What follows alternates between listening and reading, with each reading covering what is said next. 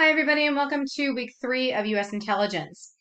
In week 3, we're going to talk about credibility issues, determining the credibility of the information that we turn into intelligence via analysis. How credible is what we have? Can we trust it? It's often difficult to determine how credible information and intelligence is, and this is going to be dependent on the source who provided the information in order to determine how trustworthy is this intelligence. Do they actually know what they're talking about? Are they purposely spreading misinformation? Maybe they're not purposefully spreading misinformation, but they think they know what they're talking about, but they're actually just incorrect. These are all questions that have to be weighed. So how do we corroborate information and intelligence? How do we do that? And there's a multitude of ways in which we can do so. So first is going to be obtaining that same information from multiple sources. If we keep getting the same information, the same message in a multitude of different areas, then we're corroborating it and we know it's more trustworthy. We can take our source and submit them to a polygraph so that when they present that intelligence and we question them about that intelligence, we can determine whether or not they are being deceptive through the use of the polygraph. There's also source reliability. Evaluating this individual's past intelligence. Have they given you good intelligence in the past? Have they been reliable? Has the information they've provided been legitimate and able to be, consistently relied upon? Information content. Has the information been corroborated by an independent source? So can you corroborate it elsewhere by somebody who's not involved with this source? Also, does it make sense relative to the context and the information and the intelligence that you already have on a certain topic? Does it make sense, or is it completely out of left field? Okay. It's important to note that there's no data collection technique that is perfect, and that there's no amount of enough, if you will, accurate information. There's a lot of uncertainty and ambiguity in intelligence gathering and intelligence management.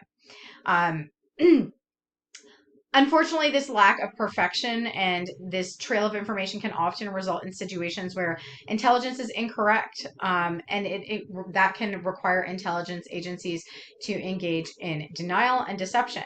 So, for example, it was very common in the Cold War that the Soviet Union would be surveilling the United States to try and get some intelligence on what our military operations look like, what our military strength looks like. And so we would, throw out some fake bombs, right? They weren't real bombs at all. We'd make them out of balloons, or we'd make them, look real, to be like, look, we knew they were surveilling us, and we're like, look how many we have. We didn't have that many, but we want them to think that we did to make decisions differently than they would if they knew that we didn't actually have those bombs. So that use of denial and deception is widespread. Okay. But because of all of these issues, because there's so much ambiguity and uncertainty, and we can never fully say that this is 100% certain, and we really can't put a number on it. We can't say this is 30% reliable. So what intelligence analysts end up doing is they use confidence intervals. And when they are presenting intelligence to policymakers and to the decision makers and to politicians and to the president of the United States, they quantify the level of confidence that they have in that intelligence as either high confidence, moderate confidence, or low confidence. So high confidence would be judgments that are going to be based on high quality information that has been thoroughly vetted, where we can render a solid judgment that information, we have vetted it, that intelligence is really solid. Doesn't mean it still couldn't be wrong. It still could be, right? But there's a very strong level of confidence and corroboration in the intelligence that has been provided. Moderate confidence intelligence is still credibly sourced, and it is labeled as probable, but it is not vetted thoroughly enough, or there's not enough corroboration to put that label of high confidence on that intelligence. And finally, there's low confidence, where the quality and the credibility of the intelligence is highly questionable. It might be fragmented. It might be poorly vetted. There's a lot of concerns about the reliability of it, but it is still intelligence nonetheless that has to be considered and evaluated. All source intelligence is best. And what that means is information that results from multiple outlets. So you're getting intelligence that is consistently sort of, supporting the same narrative, coming back with the same facts and the same details from a myriad of sources, not just one source, not just one person, but you're hearing it on electronic overhears, right? Or imagery from above, or satellite technology, or surveillance. You're getting all of this. You're getting the same intelligence from all of these different outlets. There's also intelligence contacts, and these are going to be sources of information and intelligence that divulge information to members of the intelligence community. And for those contacts, it's important that we protect those sources. We have to keep those sources anonymous. This is of the utmost importance because if their identity becomes known, they are of no further use. If their identity becomes public, obviously they will be removed from their positions that, where they're getting the information. Depending on how delicate that information is, how important that information is, the role that person holds, their home, their domestic, if their domestic intelligence agent may murder them. So it's really important that we keep their intelligence and their identities anonymous. So our intelligence community will protect sources of intelligence who fall under the following categories.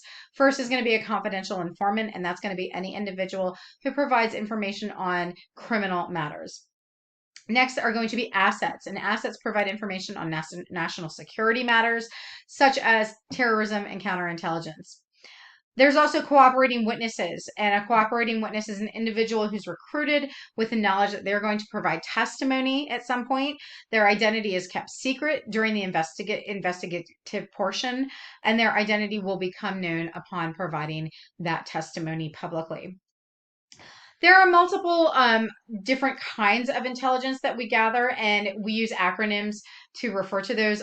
All of the acronyms end in INT, and that INT is simply an abbreviation of the word intelligence. And then there's going to be a prefix that is attached to it that determines identifies what kind of intelligence that is. So the first is HUMINT, that's human intelligence. And this is where human beings, somebody's providing intelligence, contextual information on personalities of the individuals involved. They can be provided with tasks to complete and strengthen the intelligence agency's positions. This is very dicey because anytime there's human intelligence that is involved, we have to worry about people being double agents, right? Where they are a source for the United States to provide intelligence, but they may also be working for a foreign government where the foreign government is paying them to provide false intelligence, or where that foreign government is paying them to provide intelligence about the United States to the foreign government. So human intelligence is very dicey, and it is very open and vulnerable to manipulation. The next is SIGINT, and that is going to be signal intelligence. And this is intelligence that's gathered from electronic outlets. So anything from telephones to radar to email to computers. Geointelligence is abbreviated GEOINT, and this is intelligence that's gathered through satellite technology, so GIS mapping, things of that nature, that's going to obtain information and intelligence about geographic technology provided through imagery. The next is MASINT. This is measurement and signatures intelligence, which is gathered through signals that indicate that something occurred. So, for example, this is the intelligence that is going to look in certain areas and say, there's a high level of radiation that's being emitted in this area. What could be causing that? Are they developing a nuclear power plant, or are they developing a nuclear weapon? So looking for those signatures. And finally, there's financial intelligence, which is abbreviated FININT. And this is where we are taught, this is intelligence that is gathered about where money is being moved from, who is receiving, who is paying, what is that money potentially being used for. Banks do an amazing job of keeping records, which provides copious amounts of information, and following the movement of that money provides intelligence on operations and the intentions of our adversaries.